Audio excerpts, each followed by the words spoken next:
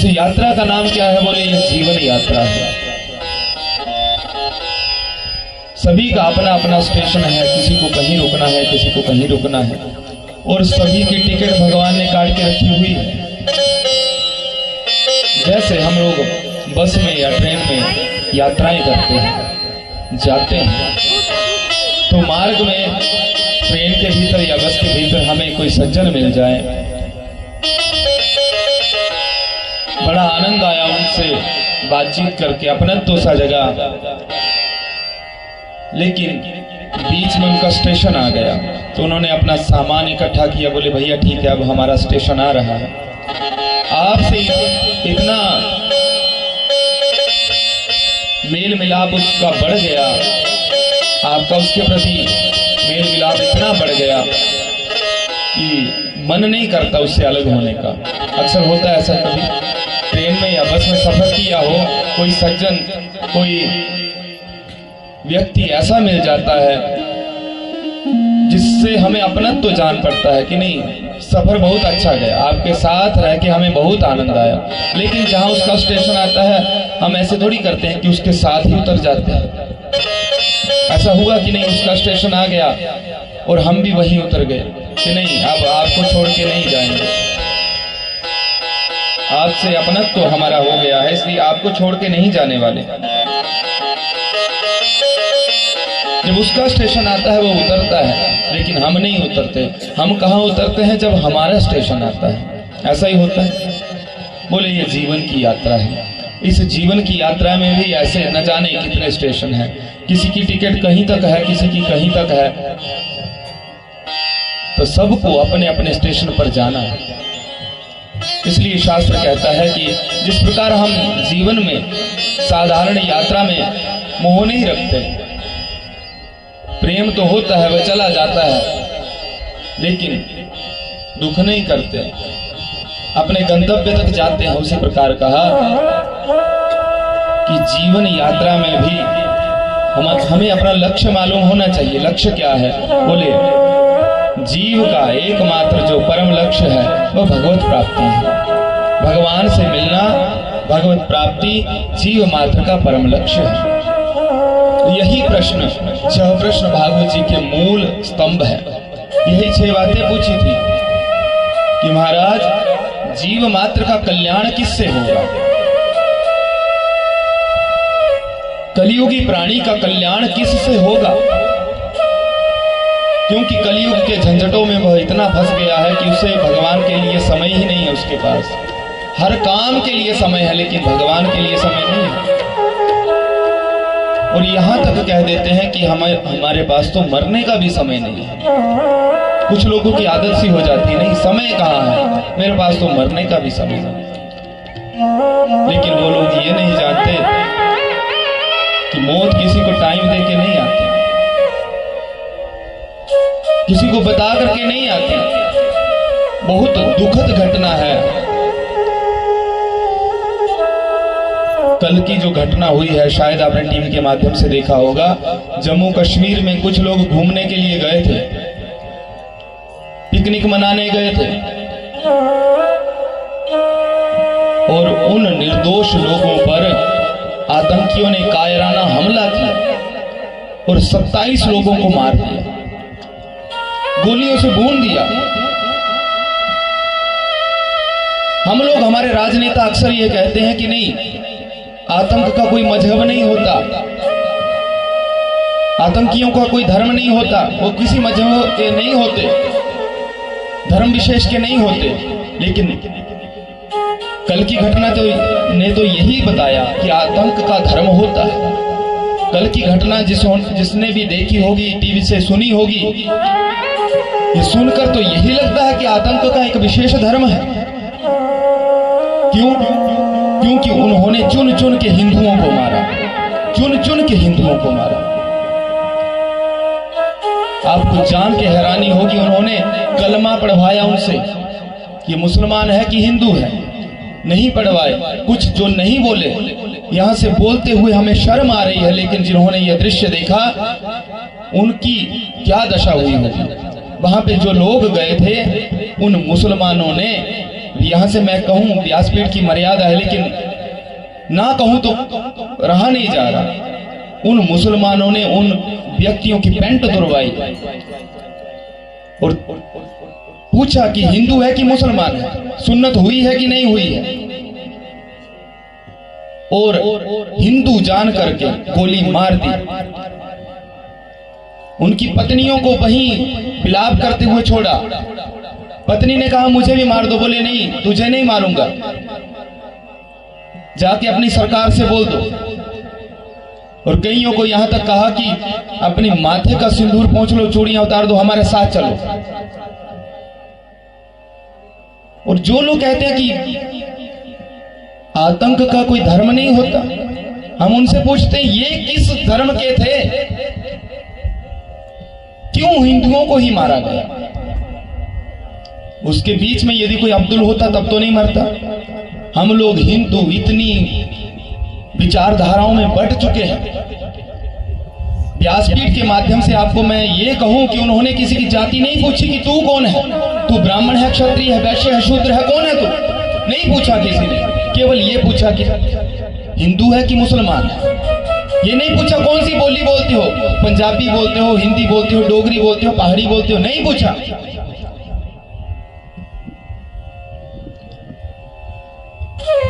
बहुत दुख की बात है।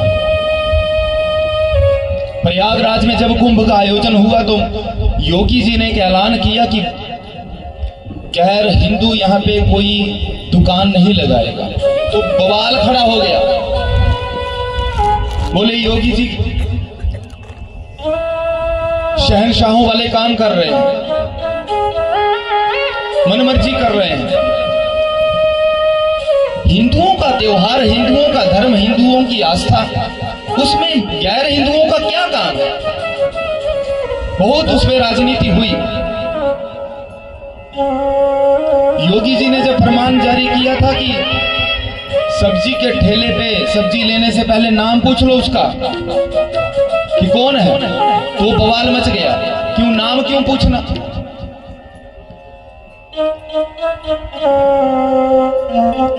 हमारे ही लोग बवाल खड़ा कर रहे हैं।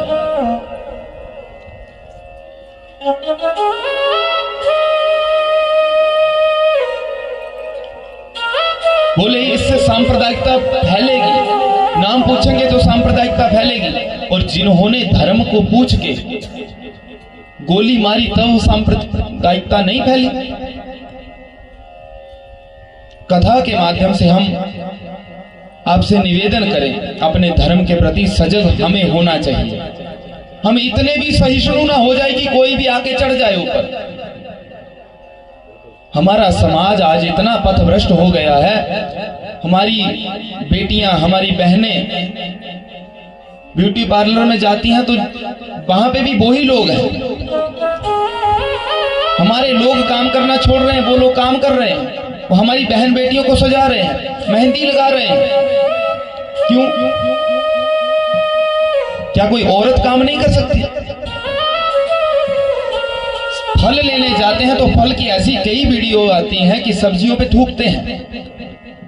मैं यहां से, ये विवाद का विषय है, कोई ये बात फैला दे तो हम पे भी एफआईआर हो सकती है, लेकिन सच्चाई है जो हम देख रहे हैं समाज में।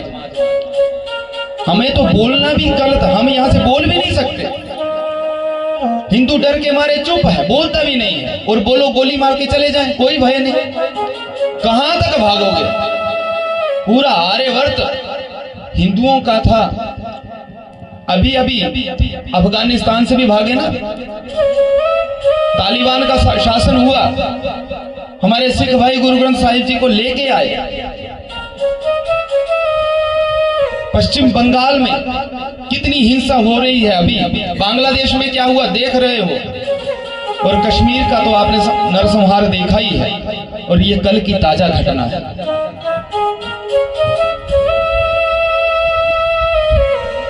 हमारी सरकारें शोक मनाती हैं, दुख जताती हैं,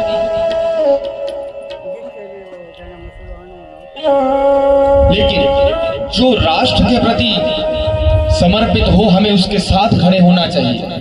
ये हमारा दायित्व है। हमारे नेता भी यदि राष्ट्र धर्म को पीछे छोड़े तो उस नेता के साथ भी खड़े मत रहो, जो राष्ट्र के साथ खड़ा हो उसके साथ खड़े हो जाओ, क्योंकि राष्ट्र है तो हम हैं। हम भारत के नागरिक पहले हैं, राष्ट्र धर्म सर्वोपरि।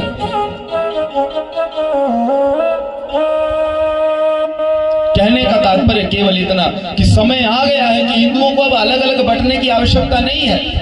ये राजनीति के कारण ही हिंदू बंटे हैं। एकजुट होने का समय है। बहुत साजिशें चल रही हैं।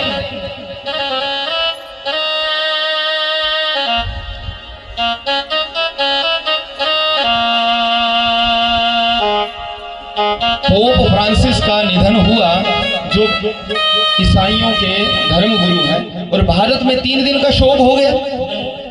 भारत से उनका क्या लेना देना? कल की इतनी बड़ी घटना हुई है, राष्ट्रीय शोक कम से कम घोषित होना चाहिए।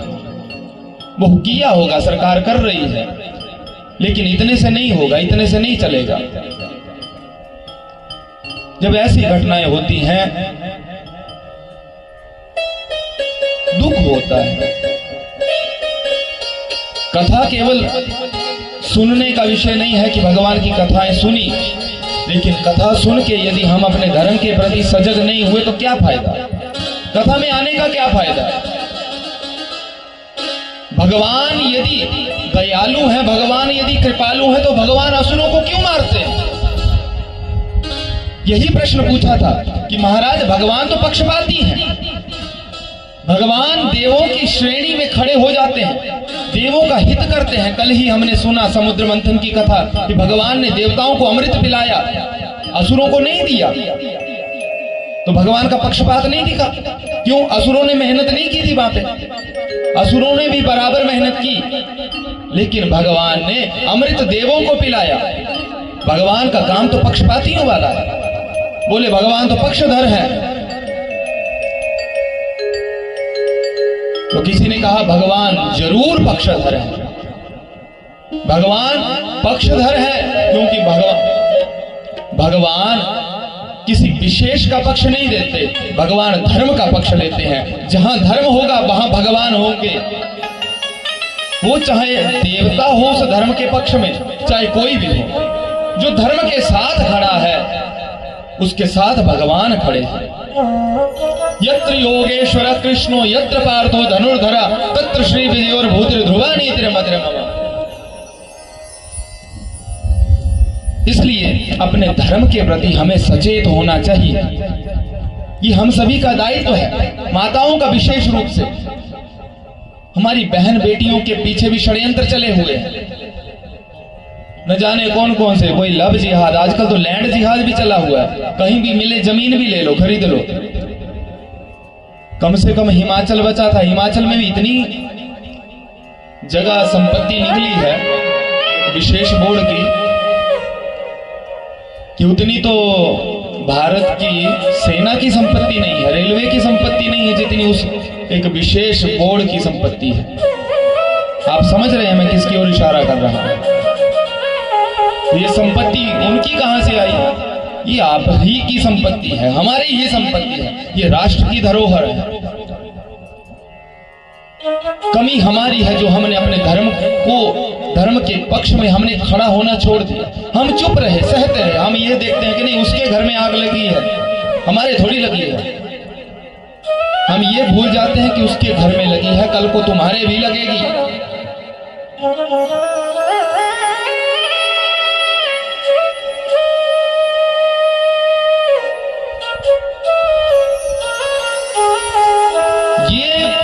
कीड़ा एक ऐसा कीड़ा है जहां जिसे शरण दी जाती है वहां फन फैला के बैठ जाता है।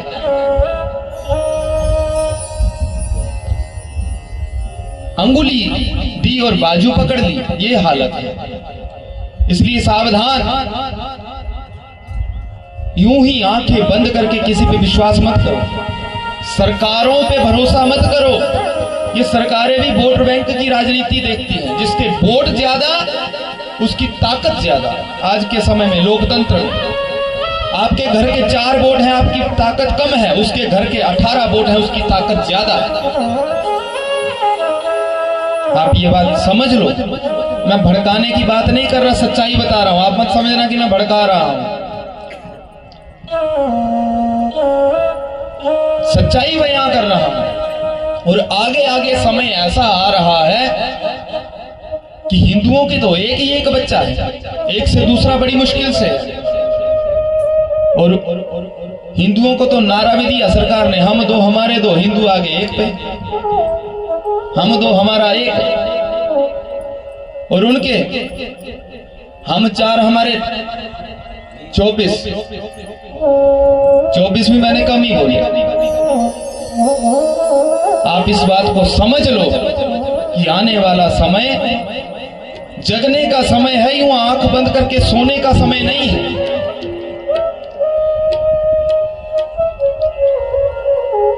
हमारी कोशिश ये होनी चाहिए, हम अपनी बहन बेटियों को भी समझाएं, अपने परिवार को भी समझाएं।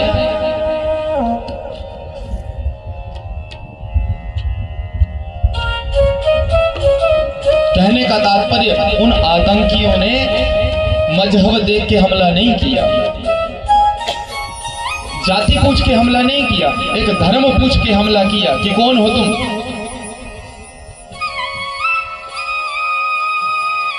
भगवान पक्षपाती दिखते इसलिए हैं क्योंकि भगवान पक्षधर है धर्म के। और भगवान ने अपने मुकुट, यूं तो देखो, भगवान ने मुकुट पे मोर पंख लगाया है। क्या लगाया है? मोर पंख। और पंख को कहते हैं पक्ष। भगवान उससे सिद्ध करते हैं कि मैं पक्षधर हूं। असुर भगवान के नहीं है क्या? असुर भी भगवान के हैं, देवता भी भगवान के हैं। भगवान की क्रिया में भेद जरूर है, लेकिन भगवान के फल में भेद नहीं है।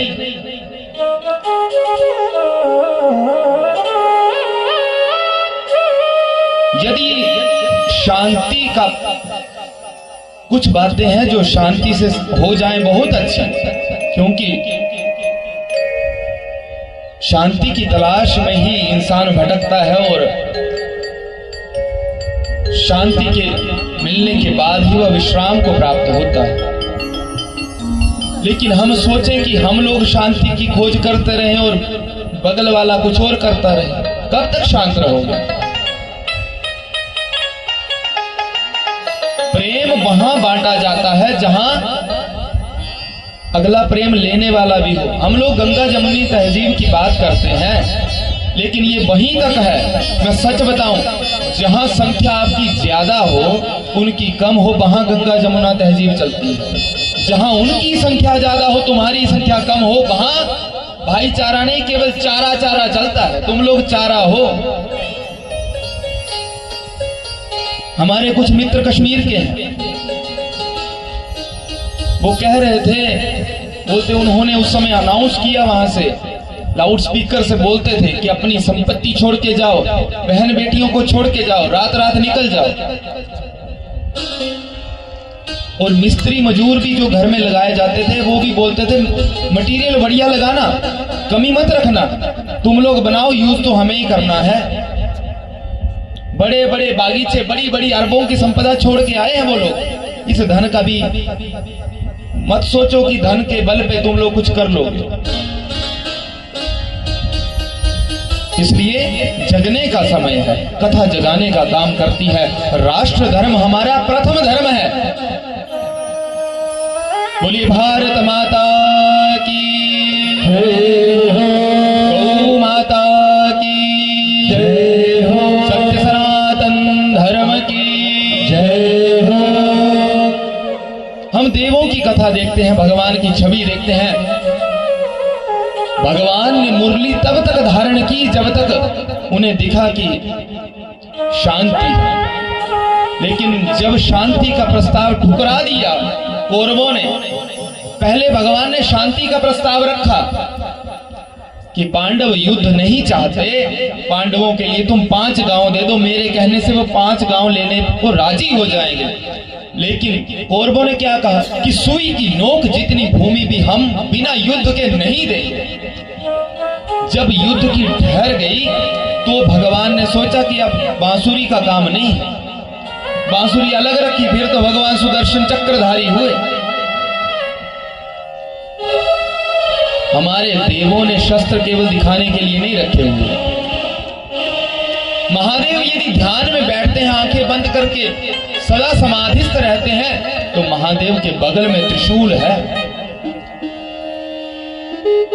मां जगदम्बा यदि करुणामयी है, ममतामयी है, वात्सल्य की मूर्ति है, तो हम ये भूल जाते हैं कि मां के हाथों में खड्ग है, चक्र है,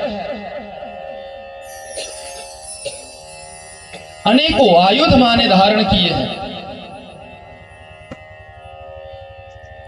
तो ये केवल दिखाने के लिए नहीं है। राम जी मर्यादा की प्रतिमूर्ति है, लेकिन राम जी ने भी पिनाक धनुष धारण किया है। पहले राम जी ने भी प्रस्ताव शांति का ही रखा, लेकिन जब रावण नहीं माना तब युद्ध किया, और युद्ध में यूं शौर्य दिखाया कि रावण की पूरी लंका जला दी। इससे सिद्ध होता है कि हम शांति को प्रथम अहमियत देते हैं। शांति प्रथम है, लेकिन शांति के मार्ग जब बंद हो जाएं, तब शस्त्र भी उठाना चाहिए। शास्त्र जरूरी है, लेकिन शास्त्र के साथ शस्त्र भी जरूरी है। बोलिए वृंदावन बिहारी लाल की जय। आइए मन को भगवान की कथा में लगाएं। थोड़ी चर्चा बढ़ गई, बड़े प्रेम से हरि नाम संकीर्तन, उसके बाद कथा में प्रवेश करें। श्री राधे राधे गोविंद गोविंद राधे राधे राधे गोविंद गोविंद राधे। श्री राधे राधे गोविंद गोविंद राधे। श्री राधे राधे गोविंद गोविंद राधे। श्री राधे राधे राधे राधे गोविंद गोविंद राधे। श्री राधे राधे गोविंद गोविंद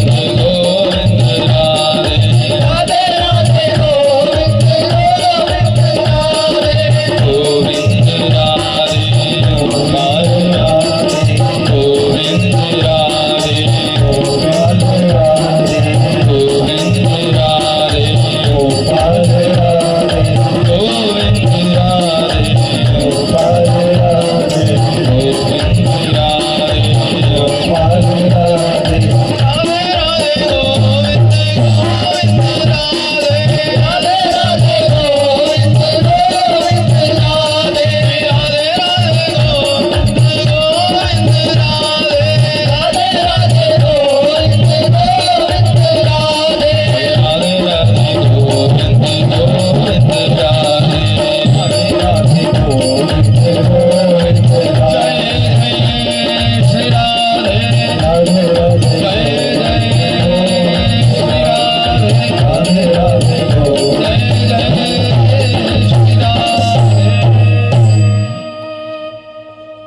वृंदावन बिहारी लाल की जय हो। तो कल तक हमने सुना कि भगवान ने विराट नारायण का रूप धारण करके राजा बलि पर कृपा की और बलि ने भगवान से मांगा कि भगवान मुझे आपके सदैव दर्शन होते, और भगवान ने बलि पर इतना अनुग्रह कर दिया कि हे बलि, आज के बाद मैं तुम जैसे भक्तों के अधीन हो गया। भगवान अपनी स्वतंत्रता छोड़ के परतंत्रता ग्रहण करते हैं। भगवान कहते हैं यूं तो मैं स्वतंत्र हूं। नारद जी ने कहा कि परम स्वतंत्र न सिर पर कोई। भगवान परम स्वतंत्र है, उनके ऊपर कोई नहीं है, जो चाहे वो कर सकते हैं, कोई उन्हें रोकने वाला टोकने वाला कोई नहीं। लेकिन भगवान कहते हैं कि मैं भक्त के अधीन हूं। अहम भक्त पराधीन यह स्वतंत्र इव द्विज, कि मैं अपने भक्तों के अधीन हूं। साधुभिर्ग्रस्त हृदयो भक्तिर भक्त जनप्रिय, भक्ति के पाश में मैं बंध जाता हूं। बोली भक्त वत्सल भगवान की जय हो। सूर्यवंश की कथा कही। बोले जिस सूर्यवंश में एक से एक प्रतापी राजा हुए, योद्धा हुए, दानवीर हुए, उस वंश की गाथा मैं राजा कहां तक गाऊं? जन्म जन्मांतर तक यदि मैं सूर्यवंश की गाथा गाता रहूं तो भी पार नहीं पा सकता। एक से एक बढ़ के प्रतापी राजा। लेकिन हे राजन, हे परीक्षित, तुम संक्षिप्त में ही वंश का वर्णन सुनो। भगवान आदि नारायण के नाभि कमल से ब्रह्मा जी के पुत्र मरीचि के कश्यप और उनकी अदिति नामक पत्नी से विवस्वान सूर्य हुए, जिन्हें मनु की संज्ञा दिया, जिन्हें श्राद्ध देव मनु भी कहा जाता है, और संज्ञा नामक उनकी पत्नी से उनको 10 पुत्र हुए। इक्ष्वाकु, नृग, शर्य आदि, दृष्ट, घृष्ट, करुष, नरिष्यंत, प्रशग्न, नभगन और कवि आदि ये 10 पुत्र हुए। इन्हीं 10 पुत्रों से सूर्यवंश का विस्तार हुआ। इनमें जो शर्याती नामक के पुत्र थे, उनकी एक बेटी थी सुकन्या, जिसने अनजाने में च्यवन ऋषि की आंखें फोड़ दी। एक ऋषि महात्मा तप कर रहे थे। तप करते करते करते कई वर्ष बीत गए। उनकी देह पर बलमी लग गई, बामी जम गई, जटाओं पर बामी की ढेरी लग गई, पूरा शरीर बामी का है। राजा की सवारी आई हुई थी, साथ में राजा की बेटी थी सुकन्या। खेलती खेलती अपनी सखियों के साथ थोड़े आगे गई, देखा एक झाड़ में कुछ चमकीली सी चीजें हैं। पास जाके देखा तो मिट्टी का ढेर है, जो चमक रही थी वह ऋषि की आंखें थी। तेज पुंज था। उस सुकन्या ने लकड़ी से उन आंखों को बींध लिया। ऋषि की समाधि भंग हुई। जब राजा को पता चला मेरी कन्या के द्वारा अनिष्ट हो गया है, ऋषि के चरणों में बंधन की क्षमा याचना मांगी कि ऋषिवर, मेरी कन्या ने भूलवश अपराध कर दिया, आप क्षमा करें। ऋषि ने कहा मैं क्रोध नहीं कर रहा, लेकिन अब मेरा जीवन और कठिन हो जाएगा, क्योंकि बिना आंखों के ये संसार नहीं दिखाई पड़ता। तो राजा ने कहा जिस बेटी से यह भूल हुई है, मैं वही बेटी आपकी सेवा में समर्पित कर रहा हूं, आप इसे स्वीकार करो। और सुकन्या का विवाह च्यवन मुनि से हुआ। और सुकन्या ने च्यवन ऋषि की यूं सेवा की कि ऋषि उसकी सेवा से प्रसन्न हुए और तपस्या के बल से, योग बल से, देवों के वैद्य अश्विनी कुमारों के सहयोग से उन्हें स्वस्थ देह और पुनः अपने नेत्र ज्योति प्राप्त हुई। तपस्या का इतना बल है, जो विज्ञान आज कर रहा है वह तपोबल से हमारे ऋषि मुनि पूर्व में कर चुके, उससे कहीं अधिक कर चुके। एक सूर्यवंश में ऐसी घटना आती है कि एक बार एक राजा ने पुत्र कामेष्ठी यज्ञ रखा कि मेरे कोई संतान नहीं। हम पूर्व में निवेदन कर चुके कि सूर्यवंश के राजाओं को संतान की दिक्कत रही, आसानी से संतान नहीं हुई, लेकिन तपस्या के प्रभाव से जब उन्हें संतान हुई तो बड़े प्रतापी हुए, बड़े भक्त राजा हुए। बोले उस राजा ने पुत्र कामेष्ठी यज्ञ रखा था, ऋषि वशिष्ठ से कहा कि मुझे पुत्र रत्न चाहिए, अपनी राजसत्ता सौंपने के लिए मुझे राजकुमार चाहिए। ब्राह्मणों को, ऋत्विजों को नियुक्त किया गया, लेकिन रानी के मन में इच्छा थी कि मुझे कन्या चाहिए।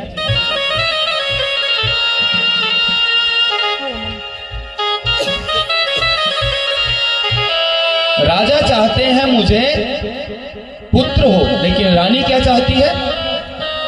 बोलो, आपका ध्यान कहां है? रानी चाहती है कि मुझे पुत्री हो। बड़ा असमंजस सा पैदा हो गया, लेकिन रानी कुछ बोल नहीं पाई। यज्ञ प्रारंभ हो गया।